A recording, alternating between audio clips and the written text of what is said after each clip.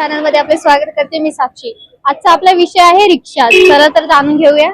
सध्या रिक्षाचा संप चालू आहे, तर याबद्दल तुम्ही काय सांगाल? हो, रिक्षाचा संप याच्यासाठी चालू आहे की गॅसचे भाव वाढलेले आहेत, तर गॅसचे भाव कमी व्हावेत आणि विशेष करून लोक भाडं पण देत नाहीत। आता आम्ही गॅस वगैरे भरतोय तर गॅसचे भाव खूप जास्त असल्यामुळे आम्हाला त्याच्यामध्ये काही परवडत नाहीये।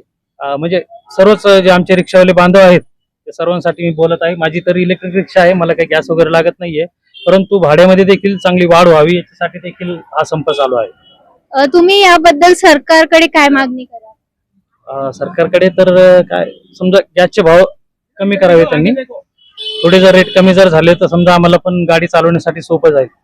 ते आता गॅसची रिक्षा किंवा पेट्रोल पंपवर खूप गर्दी झाली आहे, त्यामुळे ते जे पेट्रोल्सवाले रिक्षा आहेत त्यांना सध्या प्रॉब्लेम्स येत आहे, पण जे इलेक्ट्रिक रिक्षा आहे त्याला प्रॉब्लेम्स आहेत। याबद्दल तुम्ही काय सांगाल? इलेक्ट्रिक रिक्षासाठी म्हणजे काही प्रॉब्लेम वगैरे येत नाही तसा, आणि जे गॅसची रिक्षा आहे पेट्रोल गॅस वगैरे तर यांना खूप तासापर्यंत लाईन मध्ये उभं राहावं लागत आहे, त्याच्यामुळे खूप त्यांची म्हणजे त्यांना खूप त्रास होत आहे।